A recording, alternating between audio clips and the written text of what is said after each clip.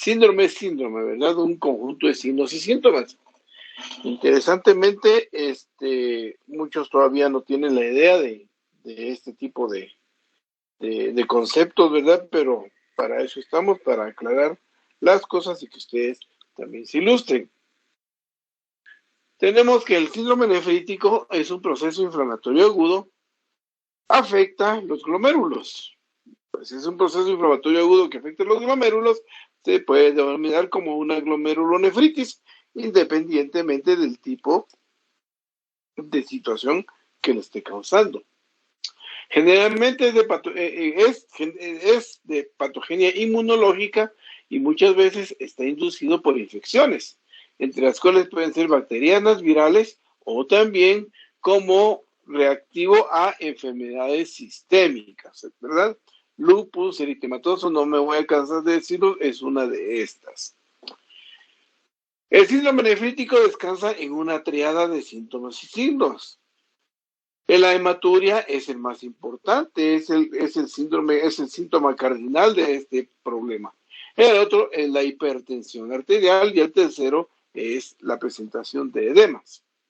Una cosa también a veces sucede que los pacientes tienen este tipo de problemas sin mostrar, por ejemplo, edemas, pero sí hipertensión. Entonces, también se trata de un síndrome nefrítico, aun y cuando no se encuentre con edemas. ¿Por qué? Porque este síndrome nefrítico va a estar contenido en el síntoma de hematuria, que nos indica si es una hematuria microscópica, que puede ser un problema asociado a una inflamación de eh, los glomérulos. Un problema como estos, evidentemente, deteriora el funcionamiento de los riñones y si es tan severo puede llegar a una insuficiencia renal. O sea que hay muchas causas de insuficiencia renal aguda. La glomerulonefritis es una de ellas. Como veíamos, está asociado a hipertensión. Su expresividad clínica es variable, como también les mencioné, puede ser desde una hematuria microscópica acompañado de hipertensión o al paciente aquel que está hinchado, que está hipertenso, hasta con alteración de la conciencia y oligúrico incluso, ¿verdad? Con hematuria en la poca orina que produzca. Como mencionamos antes, el problema es preponderantemente de los glomérulos, por eso la lesión histológica se va a buscar a este nivel. Generalmente, vamos a ver, permítanme, quiero ver esto. Vamos a ver, sí.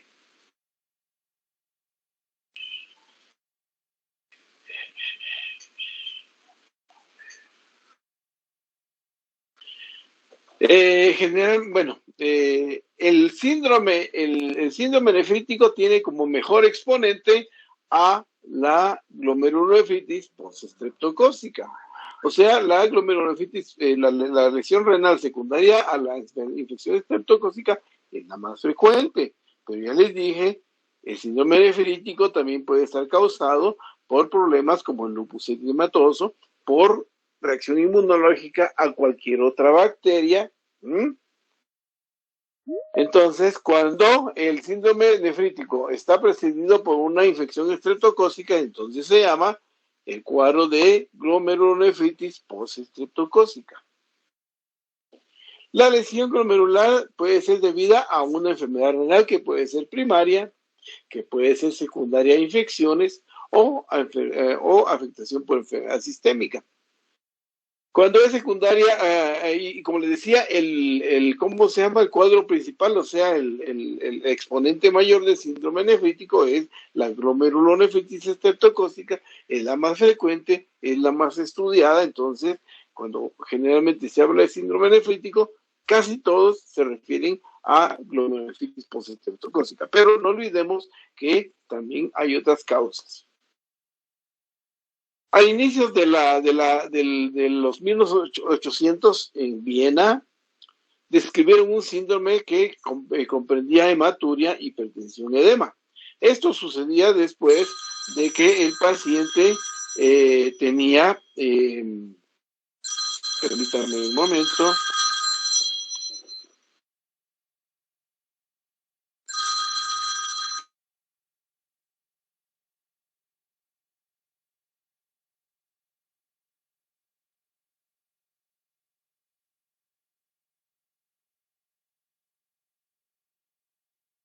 Entonces, este es un síndrome que incluía hematuria, hipertensión y edema, y todo esto sucedía después de infecciones cutáneas. Infecciones cutáneas en ese tiempo se ignoraba que, o escarlatina. Después, conforme fue evolucionando todo, ¿me escuchan? Sí. Sí, doctor. Bueno.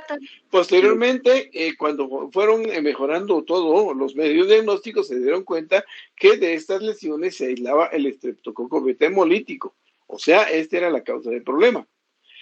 También se vio este síndrome nefrítico asociado a infecciones por otras bacterias, virus o parásitos. Cuando el agente aislado en el estreptococo es el estreptococo beta hemolítico, se identifica el síndrome nefrítico como glomerulonefritis postestreptocócica.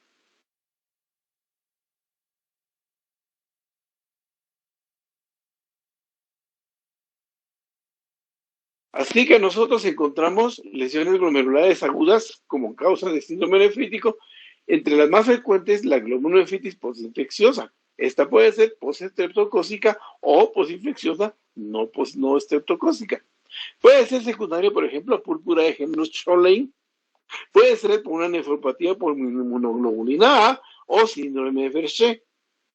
Menos frecuentes, glomerulonefritis membranoproliferativa, por lupus eritematoso sistémico, una glomerulonefritis asepsis, raras, como por ejemplo la secundaria a la granulomatosis de Wegener, poliarteritis nodosa, glomerulonefritis mesangial, no inmunoglobulina A, glomerulonefritis proliferativa segmentaria focal, otros procesos como el síndrome hemolítico urémico o la nefritis intersticial inmunológica. O sea, que si nosotros pensamos en síndrome nefrítico, pues tendremos que tener todas estas patologías en mente. Obviamente, lo más frecuente va a ser la postestreptocócica. Entonces, pues, pensemos en lo más fácil, ¿ya?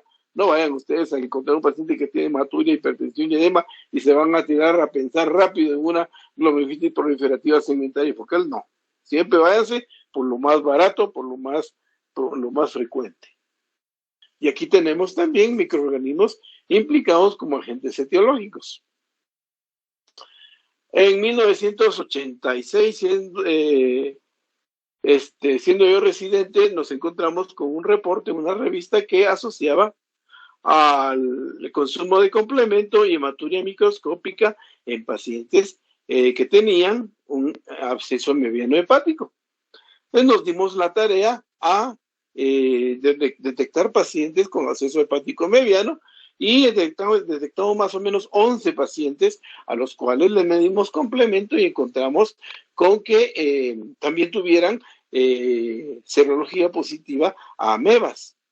Lo interesante de esto es que sí tenían los pacientes consumo de complemento y también la hematuria microscópica.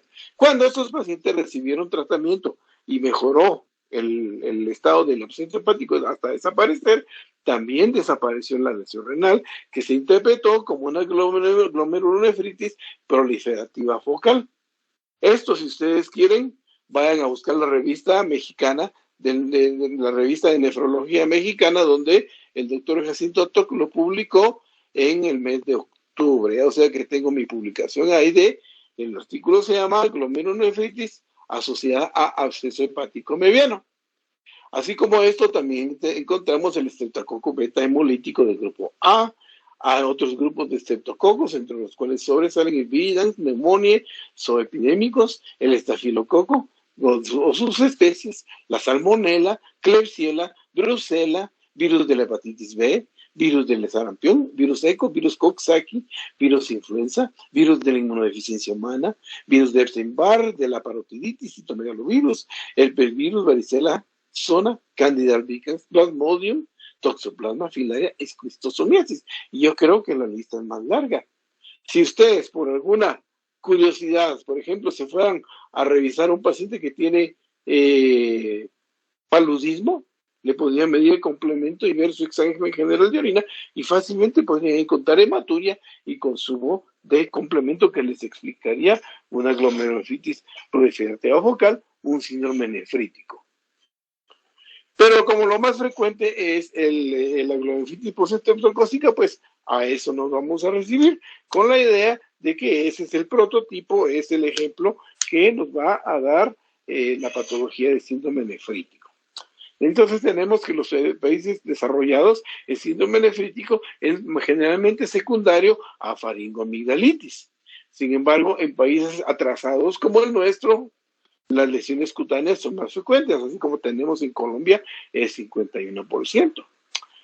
Yo tuve oportunidad de conocer al doctor Bernardo Rodríguez Iturbe, un venezolano, yo me imagino que ya murió, pero él, para mí que él tiene la descripción más elocuente, más bonita de la glomerulitis postestreptocócica, y él estudió a los grupos de gente que viven en las márgenes del lago de Maracaibo, en Venezuela, y se encontró con que la glomerulitis postestreptocócica se desarrollaba en brotes a cada 7 años. Él explicaba que estos brotes eran a cada 7 años debido a que más o menos a los 7 años de no haber, o sea, 7 años tardaba en desaparecer la inmunidad nativa que los pacientes tenían y venían brotes en pacientes que obviamente ya no tenían inmunidad.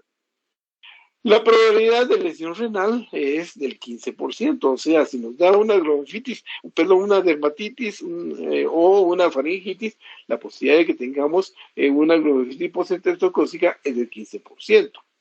Los grupos generalmente asignados a esto tenemos en los casos de los faringoamigdalitis el estreptococo del grupo 12, el 1, el 4, el TIMI, T14, MO.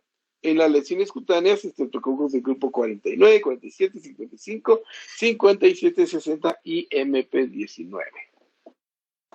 Si ustedes tienen un paciente que cursa con glomerulitis postestreptococa y logran aislar la cepa, esta cepa va a tomar el nombre de cepa nefritogénica.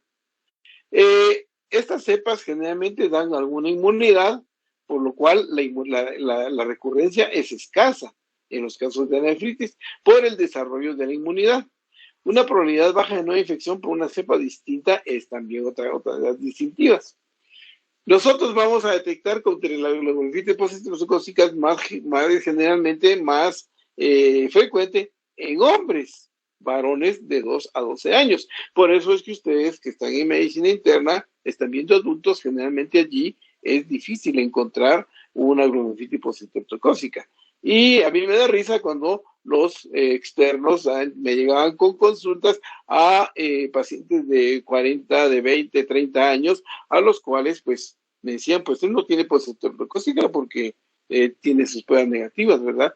Él ya tuvo su edad de joven para contagiarse con el estreptococo. Entonces estos pacientes, casi todos, incluso se usa como una forma de medir la inmunidad. Nosotros tenemos positivas las antistreptolicinas porque en nuestra vida diaria tenemos contacto con el estreptococo. Entonces tenemos eso, ¿verdad? Hombres, niños de 2 a 12 años es lo más frecuente. Un periodo de incubación de 10 a 14 días. Los mecanismos por los cuales aún no están aclarados, por los cuales el glomérulo se lesiona. Pero sí se sabe que existe una gran cantidad de inmunocomplejos circulantes que se forman in situ y que se van a depositar en la membrana, en los capilares glomerulares, lesionando la membrana glomerular. Y eso, aquí estamos viendo una fotografía de un glomérulo donde vemos pues la membrana de la cápsula de Bowman. Si pueden ver el cursor, lo ven bastante bien. Ven los diferentes capilares también que tienen una membrana completa. La cantidad de células también se ven bien, estos núcleos negros, y el espacio urinario pues que está persistente. Luego tenemos que el antígeno estreptocóculo se localiza en el glomérulo durante la fase inicial de la enfermedad, esto es 10 a 14 días después de que estos son atacados por anticuerpos, lo cual genera una reacción inmunitaria que termina por lesionar al riñón. Generalmente las proteínas que el estreptococo tiene y que afectan al riñón, tenemos entre ellas proteínas que están en la cápsula del estreptococo. Importantemente la proteína M, también el antígeno P absorbente o endostreptocina, ha cambiado de nombre esto. La eritrotoxina o eritrotoxina B y su precursor simógeno. Pues aquí estamos viendo un glomérulo que está afectado por una glomerulonefritis postestreptocócica, y lo que vemos es un glomérulo que casi ya no cabe dentro de la cápsula de Bowman. Vemos que existe una gran cantidad de células inflamatorias, exageradamente grande, incluso podríamos decir que áreas como esta que estamos mostrando en el cursor, hasta tiene necrosis, ¿ya? Esto se trata de un glomérulo que está hinchado, y si observamos la periferia, los túbulos también están siendo hasta cierto punto afectados con una hipercelularidad producto de la reacción inmunitaria que estos riñones están teniendo. Todo esto genera algo que se le denomina proliferación difusa, es decir, hay proliferación dentro de los capilares y fuera de los capilares, por eso se le llama proliferación celular proliferación endógena y exógena, ¿ya? Tanto dentro de los capilares como fuera de los capilares. Todo esto también genera aumento del número de células mesangiales. Acuérdense que las células mesangiales son las que sostienen los capilares glomerulares, aparte de que las células mesangiales tienen funciones de macrófagos, ¿ya? Se consideran también otro órgano de inmunidad. La gran proliferación celular origina una interacción de infiltración de la luz capilar del mesangio por polimorfos nucleares, monocitos y eosinófilos. O sea que esta es la diferencia que ustedes van a ver entre un glomérulo normal, así de bonito, y un glomérulo afectado por una glomerulonefritis postestreptocócica. Aunque una imagen igual podríamos encontrar, por ejemplo, en una paciente que tenga un lupus eritematoso. Es una cuestión interesante saber que la concentración de inmunocomplejos circulantes no se relaciona con la severidad de la enfermedad, porque muchas veces esto ya ha pasado en el tiempo. Pero el grado de oclusión capilar sí se relaciona con el descenso de la tasa de filtración glomerular, lo cual puede llevar al paciente a oliguria, y cuando el paciente tiene oliguria es porque ya tiene una insuficiencia renal aguda, que puede ameritar el tratamiento que ustedes conozcan, diálisis incluso, ¿ya? Tenemos entonces que la afectación renal viene por diferentes aspectos. Depósitos de inmunocomplejos en el interior del capilar glomerular. A esto se agrega inmunoglobulina G y el C3. Hay activación del complemento por vía clásica, por complejos inmunes antígeno-anticuerpo, y por la vía alterna tenemos polisacáridos y endotoxinas.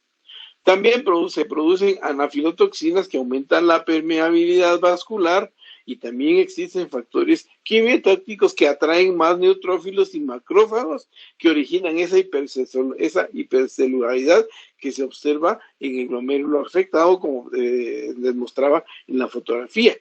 Estos liberan sustancias que dañan la membrana basal glomerular y las células vasculares.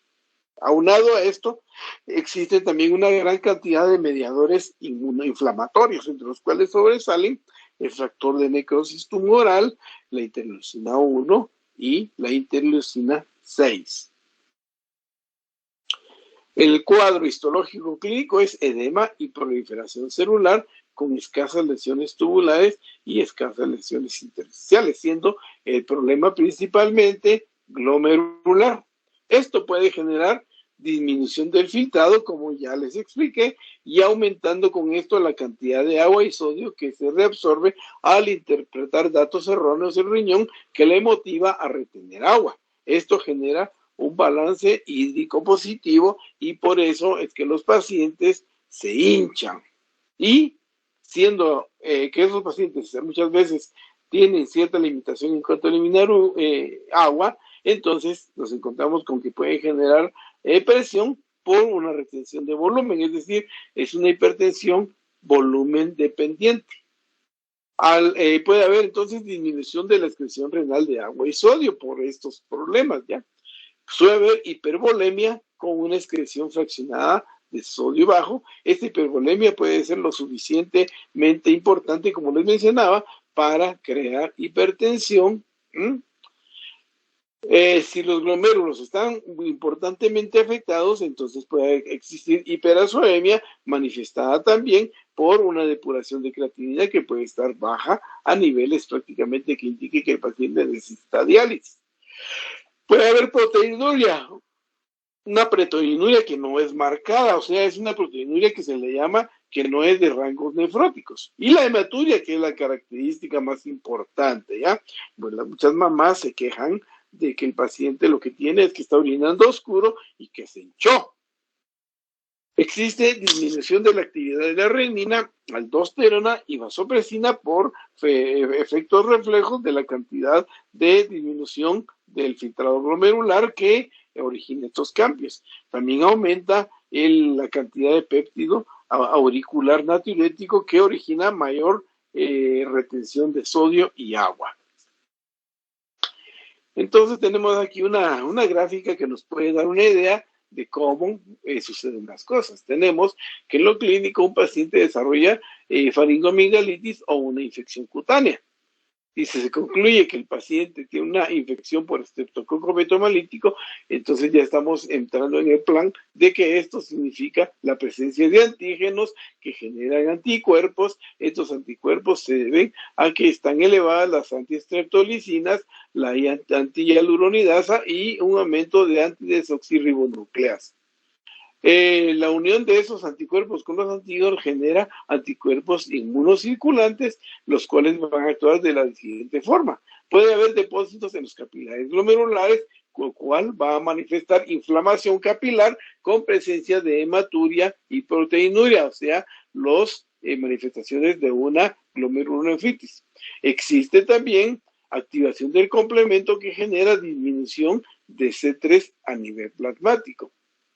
Los depósitos de capilares glomerulares que obstruyen la luz capilar origina una disminución de la filtración glomerular que clínicamente se puede manifestar como oliguria y en laboratorio se puede manifestar con un aumento de los productos azoados, o sea que el paciente podría ser que estuviera en una insuficiencia renal aguda. Al haber también una disminución de la excreción de sodio urinario, el paciente puede manifestar una fracción fraccionada de sodio menor del 1%. La disminución de la disminución de la excreción urinaria de sodio y de agua genera expansión del espacio extracelular que en clínica se manifiesta como edemas, como sobrecarga de volumen y como hipertensión arterial, mientras que en laboratorio nosotros tenemos que esto se comprueba con disminución de la renina plasmática y con la disminución de la aldosterona plasmática. O sea que es todo un evento la cuestión de este síndrome nefrítico. Entonces, el cuadro clínico. ¿Quién de ustedes me diría cómo verían ustedes? A ver, imagínense cómo sería el paciente ideal que tiene síndrome nefrítico. A ver, alguien por ahí que se aviente. Mire, doctor, yo voy a ver un paciente que es así, asá, así, asá. A ver, porque algo tienen que tener en mente, pues algo se tendrían que imaginar.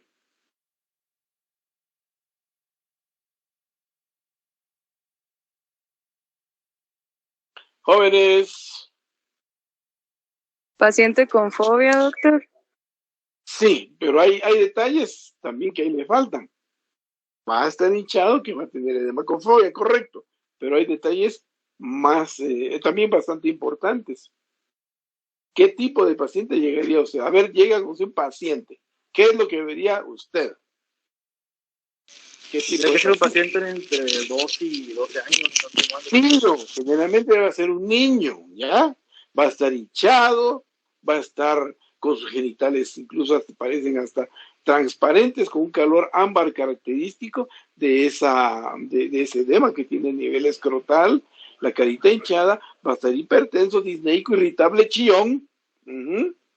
Y de lo que nosotros sabemos es de que el síndrome nefrítico puede acompañar al 40-50% de estos pacientes que se afectan con el estreptococo. El cuadro dominante de la hematuria que se presenta hasta el 95%, o sea, que la hematuria es un dato muy, muy importante. Otro dato importante, el edema, como les decía, ¿verdad? La hipertensión arterial del 70 al 80%. Menos frecuentes, oliguria. O sea que esto demuestra que la insuficiencia renal no es tan frecuente, y menos con los manejos que se tienen ahora de los pacientes, que son manejos mucho más específicos. Existe una proteinuria no selectiva, a diferencia de la proteinuria del síndrome nefrótico, como vamos a ver mañana. La proteinuria no selectiva significa que el riñón va a estar botando cualquier tipo de proteína. En cambio, la proteinuria selectiva significa que generalmente va a botar un tipo de proteína, y este tipo de proteína va a ser albúmina, como sucede en el síndrome nefrótico de cambios mínimos. La hiperosmia, o sea, la insuficiencia renal, sucede en menos del 1%, como les mencionaba antes. Si un paciente se complica, va a tener algunos problemas importantes, generados algunos principalmente por la sobrecarga líquida, insuficiencia cardíaca importantemente, manifestada también con bradicardia, con ortopnea, ingurgitación venosa yugular, presencia de galope en S3, S4, que es característico de la insuficiencia cardíaca, una hepatomegalia dolorosa por congestión y también una congestión circulatoria. Hasta el 3% de los pacientes pediátricos que tienen síndrome nefrótico podrían mostrar encefalopatía hipertensiva manifestada por cefalea, por mareos, incluso va a acompañarse de dolores abdominales, vómito, pérdida transitoria de la visión, hemiparesias, convulsiones. La insuficiencia renal aguda se hace presente hasta el 5.5% de pacientes, o sea que es muy rara, como lo es también la oliguria extrema. Entonces tenemos que los datos clínicos, a ustedes viendo que tienen un niño hinchado con hipertensión, le van a preguntar obviamente a la mamá, mira, él no tuvo una lesión en la piel, o tuvo una amigdalitis, ¿verdad? O alguien más en la casa no tiene este problema, ¿ya? Pero los datos de laboratorio, los más escuetos, los más simples, nos pueden dar una información importante. La orina sigue siendo uno de los mejores exámenes, barato, fácil de obtener, y lo que vamos a ver es generalmente una orina, ya sea con una hematuria macro o micro. Va a tener una densidad baja producto de la falla que está teniendo ese riñón, y una albuminuria que es de rangos no nefróticos, es decir, menor de 1 gramo. Los glóbulos rojos pueden ser tanto normales como dismórficos. Acuérdense, como platicamos en las clases de función renal, que los glóbulos rojos, al pasar por la membrana basal glomerular, se deforman y toman formas distintas, y esto es la lesión que sufren al forzarse su paso por la membrana basal. También la presencia de leucocitos o cilindros hemáticos, es decir, cargados de glóbulos rojos. De la hematología tenemos que existe un descenso de hemoglobina y hematócrito, que puede ser transitorio, es decir, cuando el paciente se empieza a reponer, esto va a mejorar. De la química sanguínea podemos encontrar con elevaciones transitorias también del nitrógeno de creatinina en forma moderada y transitoria. La prueba importante que nos da la pauta para saber si es estreptococo son pruebas serológicas, y entre estas la más importante, la antistreptolicina. Sin embargo, para que su valor sea tomado en cuenta, tiene que tener un valor mayor a 200, ¿ya? Un paciente que tenga su conteo wasquero ahí de 20-30, es muy poco probable que esto suceda. Entonces, ese valor es importante, mayor de 200. Si tuviéramos anti-DNasa, también podría ser posible si esto estuviera arriba de 100 unidades. El complemento sérico sí lo podemos medir, y generalmente va a haber un descenso de este que va a ser recuperado cuando el paciente mejore del problema en general. La velocidad de sedimentación va a estar alta por consiguiente. Tenemos también otros exámenes, la placa de tórax, que nos puede servir para observar la silueta cardíaca, que muchas veces va a estar aumentada por la congestión de esa hipertensión dependiente de volumen. El electrocardiograma, que nos va a mostrar datos que pudieran ser compatibles con una desviación del eje hacia la izquierda, ¿ya? Otra cosa, los datos que tenemos nosotros de un paciente que generalmente es un niño que tiene una infección de la orofaringe y que se ha aislado estreptococo, nos hace pensar que la biopsia renal es excepcional. Si ustedes tienen un niño que tenga este tipo de antecedentes, ¿para qué le van a hacer la biopsia? Si lo más probable es que vaya a ser una glomerulonephritis postestreptocócica. Yo le haría la biopsia renal a un paciente como él si no hubiera evidencia de que fuera por estreptococo o alguna otra patología que estuviera presente. De los criterios para confirmar la etiología estreptocócica, tenemos que dos de los siguientes: el aislamiento del germen en faringe o piel, las antitriptolicinas elevadas o la presencia de antidesoxirribonucleasa cuando se trata de una lesión cutánea. También si tuviéramos la anti-hialuronidasa sería formidable, así como la antiestreptocinasa. Pero como no todo se basa estrictamente en estreptococo, entonces también tenemos la obligación de evaluar la posibilidad de que si el paciente no tiene una enfermedad inmunológica, lupus eritematoso, ¿verdad? Entonces a estos pacientes también les vamos a medir anticuerpos antinucleares, anti-DNA, anticuerpos anticitoplasma de neutrófilos o anticuerpos antimembrana basal glomerular, como podría suceder en un paciente que tenga un síndrome de Goodpasture. Del diagnóstico diferencial, todas las patologías, las glomerulopatías postinfecciosas, no estreptocócicas, ya vimos que la lista es amplia. También tenemos enfermedades renales que manifiestan con síndrome nefrítico. Por ejemplo, la enfermedad de Behçet podría ser. ¿Cuál es la enfermedad de Behçet? La enfermedad de Behçet o nefropatía por inmunoglobulina A nos da hematuria, pero hay una diferencia importante. El síndrome nefrítico secundario a estreptococo generalmente tiene un periodo de latencia de 10 a 14 días. En cambio, la nefropatía por inmunoglobulina A no. En esta puede suceder que ustedes hoy tengan una rinitis, que mujeres pudieran tener una vaginitis, que pudieran tener un síndrome diarreico, una enfermedad cutánea. ¿Qué es lo común a esto? A ver qué me dicen ustedes. Estamos hablando de nefropatía por inmunoglobulina A. Y les dije ya que podría tener el paciente para desarrollar una nefropatía por inmunoglobulina A aguda. ¿Qué piensan ustedes ahí que hay común? ¿Afectaciones de qué estructuras?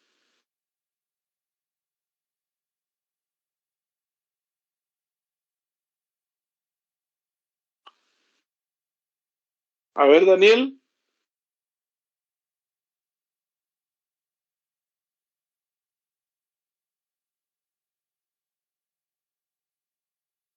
Daniel. Sí, doctor. ¿Me escuchaste? No mucho, doctor. Tengo problemas con la conexión. Ay, ay. A ver, vos, Juan Fuentes.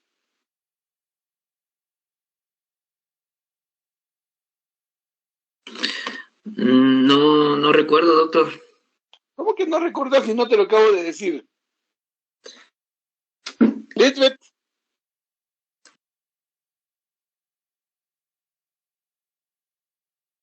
Lisbeth.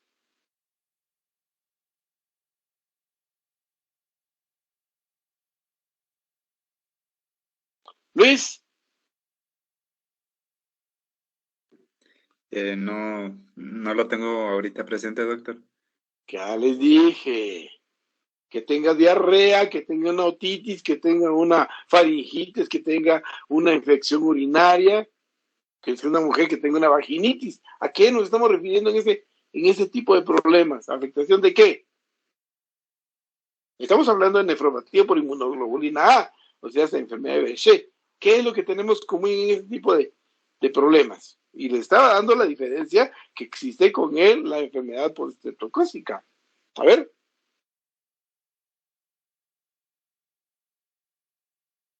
Que todas son mucosas. ¿Y qué hay en las mucosas?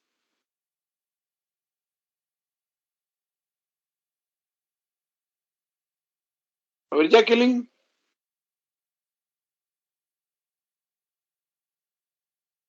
Sí, doctor, buena tarde. ¿Sí? ¿Qué habría en las mucosas? Flora. Hombre, estamos hablando de nefropatía por inmunoglobulina A. Mm. ¿Cómo se llama? Inmunoglobulina A. La inmunoglobulina A está en las mucosas. ¡Ah! Solo que es una inmunoglobulina A distinta a la que aparece. Es una inmunoglobulina A patológica. Pues entonces, el paciente hoy tiene diarrea o tiene su afectación de mucosas y al día siguiente presenta hematuria copiosa. Puede ser sangre. Es una hematuria indolora que podría o no acompañarse de algunos otros síntomas. Esa sería la diferencia, el tiempo. Por otro lado, pues la causa, ¿verdad? Obviamente una producida por enfermedad postestreptocócica y la otra por afectación de una nefropatía por inmunoglobulina A. Lupus, la glomerulonephritis, el tipo 4 de lupus, la proliferativa difusa, esa es uno de los ejemplos más claros de la afectación de los capilares glomerulares por una enfermedad sistémica. Es un síndrome nefrítico. Muy bien. Luego tenemos que un paciente que tenga esto pues necesita un control médico estricto. Generalmente los pacientes se recuperan, pero hay que vigilarlos. Entonces tenemos medidas generales. Reposo. Esto es relativo y generalmente los enfermos son los niños. Antes se decía que los niños tenían que estar en reposo absoluto, pero imagínense ustedes, un niño de 7, 8, 9 años en reposo, eso es imposible, ¿verdad? Posiblemente lo que querían decir con reposo era evitar que estuvieran corriendo, que estuvieran brincando, ¿qué? Pues, que estén quietos en su cuarto es una cosa, pero no, es muy difícil generar en ellos un reposo. Control diario de peso, ya que incremento de peso significa ganancia de agua. El control de la presión arterial es importante, lo mismo que esos pacientes deberían tener una evaluación cardiovascular. Una dieta que debe incluir poco sodio en ella, líquidos restringidos para obtener luego un balance negativo, una dieta hipoproteica e hipercalórica y el uso juicioso de algunos diuréticos, principalmente diuréticos de asa, en este caso la furosemida, ¿ya? En el caso mío, siendo nefrólogo y que me mandan pacientes, yo no me tengo que preocupar por darle antibióticos a los pacientes porque estos generalmente ya han sido administrados por los médicos que los refieren. Y aunque el estreptococo es sensible a la penicilina, pues todavía hay personas que son más sofisticadas y les dan cefalosporinas, que les dan betalactámicos en general, cuando solo la penicilina es buena, pero bueno. Entonces ellos ya generalmente ya no tienen estreptococo, pero la reacción inmunológica ya fue iniciada y esa sigue hasta terminar. Entonces hablamos de que debido a la sobrecarga hídrica y los signos de insuficiencia cardíaca que estos pacientes tienen, se les podría dar un diurético para botar agua, un diurético de asa, generalmente furosemida a dosis de 1 a 2 miligramos por kilogramo por día, para lograr un balance negativo de líquidos. También, si los pacientes se les detecta hipertensión, bajarles la presión. Generalmente esto se hace con vasodilatadores, hidralazina, nifedipino y alguna constelación nueva de vasodilatadores que funcionan. Si el cuadro es muy delicado, estos pacientes deberán ser llevados a una unidad de cuidados intermedios, de cuidados intensivos de niños. Y si el paciente está en crisis de hipertensión, pues manejarle adecuadamente su presión, nitroprusiato, labetalol. Si el paciente tiene insuficiencia renal, habrá que pensar en dializarlo tanto por vía peritoneal como hemodiálisis y estar pendiente porque si está en insuficiencia renal aguda, podría desarrollar hipercalemia. Como dijimos, la evolución generalmente es favorable.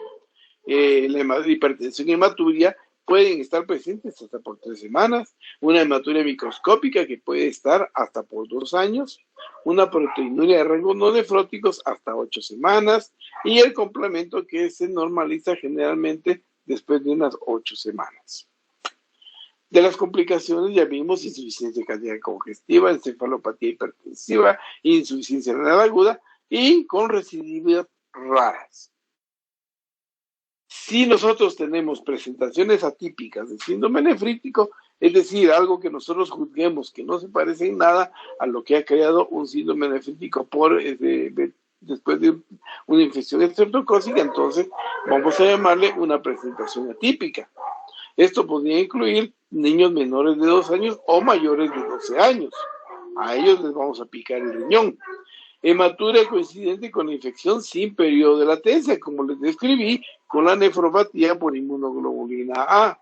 Síntomas más allá de los márgenes que uno espera ver con estos pacientes, dado que generalmente su recuperación es sencilla, ¿ya? Pero si se complican, esto nos debe dejar ver que hay algo más. Si existe también disminución de la función renal por más de 3 meses. Si existe duda diagnóstica o si existen signos de enfermedad sistémica. Hablemos, por ejemplo, de fotosensibilidad, de rash malar, por ejemplo. También si existe una ausencia de intervalo libre de infección, como habría de ser el paciente con nefropatía por inmunoglobulina A. Anuria prolongada más de 5 días, deterioro progresivo de la función renal sin comienzo agudo, insuficiencia renal al mes, no mejoría de 3 en 4 semanas, reaparición del síndrome o solo de la hematuria macroscópica, proteinuria a los 6 meses, persistencia de alteraciones del sedimento urinario al año y un síndrome nefrótico a los 20 días. Muy bien. ¿Qué piensan? ¿Qué piensan mis valientes? Les voy a pedir un favor, porque no me encienden sus cámaras, tengo que tomarles una fotografía.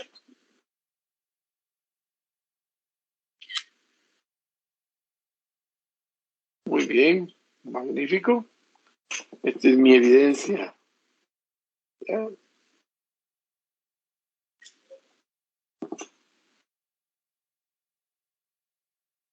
Bueno, gracias. Pues sí, entonces, ¿qué piensan? ¿Tienen alguna duda? ¿Hay algún comentario por ahí que ustedes quieran hacer? El tema es apasionante, el tema es muy importante y pues, si tienen dudas, y ustedes ya tienen los artículos que les mandé, entonces deben tener dudas. A ver qué me dicen.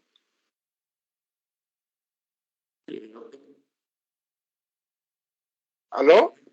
Sí, doctor, en caso de este síndrome nefrítico, ¿es exclusivo para menores o puede aparecer en adultos? No, el lupus eritematoso es en mujeres, pero es que lo que les dije es que el síndrome nefrítico, el prototipo, es la enfermedad postestreptocócica. ¿Y a quiénes les da enfermedad postestreptocócica? ¿A quiénes? A los niños. A niños, ¿ya? O sea, si le da a un adulto, pues chica, solo que uno estuviera viviendo en una burbuja de aire, no tendría de aire, ¿verdad? Una burbuja de cristal, no estaría uno en contacto con el estreptococo, ya. Todos nosotros estamos en contacto con el estreptococo. Hepatitis A, todos nosotros estamos en contacto con la hepatitis A. Eso es una enfermedad de niños, ya ustedes viejotes ya no les da. Acuérdense, ¿dónde está el virus de la hepatitis A? Está en la caca. Pues todos hemos comido caca más de alguna vez, por eso es que hemos tenido contacto con estos gérmenes, pues. Enfermedades de adultos son distintas. Lupus, membranoproliferativa, glomerulitis membranosa, secundaria de enfermedad de Wegener, enteritis nodosa, esas son causas de síndrome nefrítico en adultos. Es que quiero que entiendan que el síndrome nefrítico es un síndrome con muchas causas. Que pensemos que el prototipo del estreptococo es una cosa, pero no todos los casos de síndrome nefrítico van a ser pues, por el estreptococo. ¿Ya? ¿Claro? ¿Estás claro, hermano? Sí, doctor. Vaya, qué bueno. ¿Alguien más tiene alguna pregunta?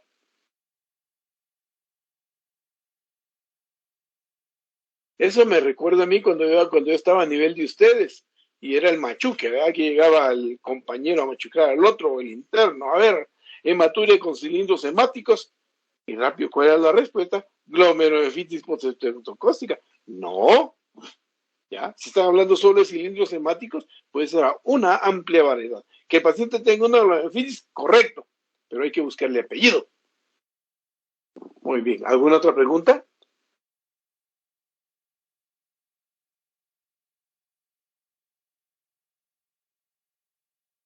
A ver qué tanto hay por preguntar y ustedes se quedan ahí guardándose las dudas.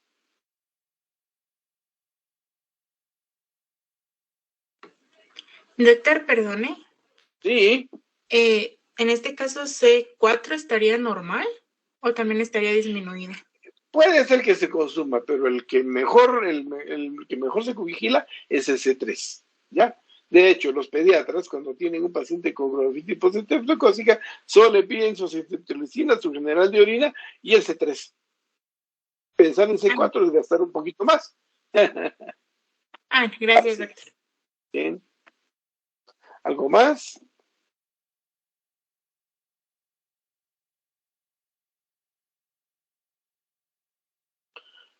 ¿Alguna otra pregunta? Doctor, ¿a qué se refiere con azoemia? Azoemia. A ver, ¿quién es hoy? ¿Hay algún externo buzo ahí que le diga a la doctora? ¿Saben qué es azoemia? Nitrógeno de urea alto en la sangre. Es productos azoados. Los productos azoados abarcan nitrógeno de urea, creatinina, ácido úrico, ácidos orgánicos y un montón de sustancias más. ¿De acuerdo, doctora? Gracias, doctor. ¿No? ¿Algo más? ¿Alguna otra pregunta, jóvenes? No se cohíban.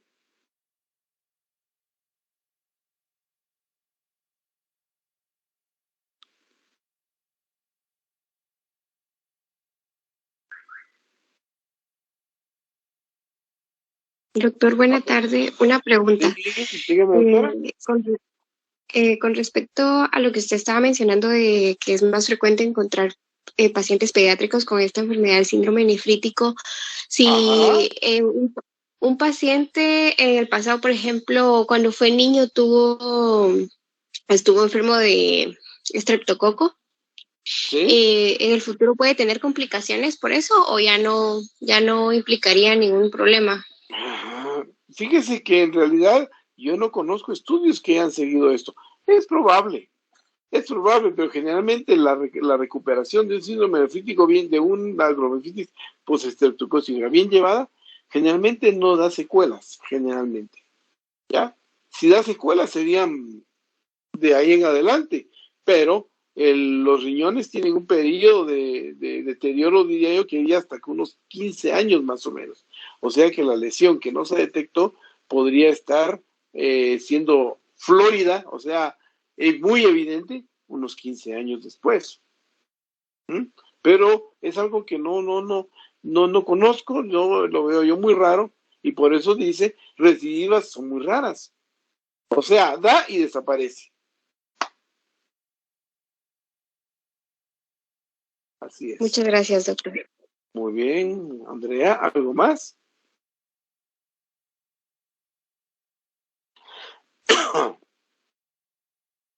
¿Alguna otra duda?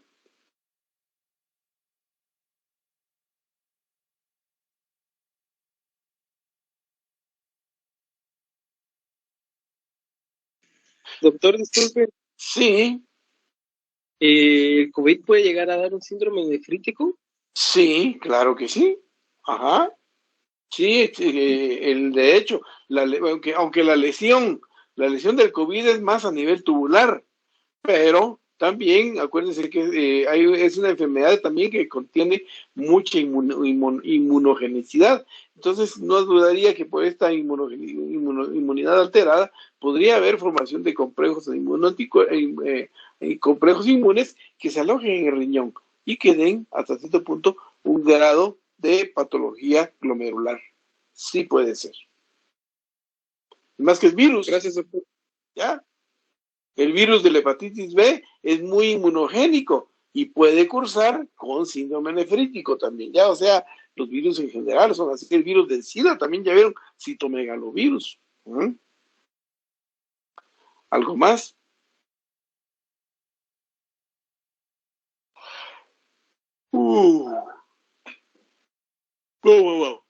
Bueno, si ya no hay más dudas, entonces los veo mañana. Doctor, una última pregunta, disculpe. Sí, Andrea. Disculpe. Sí. Si un paciente no fue bien tratado por ejemplo, que le dio una faringoamigdalitis por estreptococo, si no fue bien tratado, puede llegar a desarrollar un síndrome nefrítico. Sí, acuérdese que es que el problema es el contacto con el estreptococo. Usted tiene contacto hoy y 10 a 12 días después comienza el problema. La situación es la siguiente: usted es como que usted tiene una pistola y apacha el gatillo. Una vez que apacha el gatillo ya no puede detener nada hasta que la bala dé a donde tenga que dar. Igual sucede aquí. El estreptococo se hace presente e inicia la reacción inmune que termina en la glomeritis postestreptocócica y no hay nada que la detenga. Entonces, hablar de un maltratamiento, no sé, no podría yo decirle. Un mal tratamiento implicaría que no hay estreptococo, pero aún en ausencia total del estreptococo, el complejo de cómo sabe que toda la serie de eventos que se desarrollan ya no se detiene. Bueno, o sea que depende, no importa si el tratamiento sea bueno o malo, siempre va a haber el riesgo de sufrir. Siempre. Ajá. Muchas gracias, doctor. Así es. ¿Cómo no? ¿Algo más? ¿Jóvenes? Bueno, si no, entonces mañana nos vemos. Mañana síndrome nefrótico. Vayan a leer síndrome nefrótico. Les mandé en mi grupo de tutoría les mandó los artículos. A ver, contéstenme.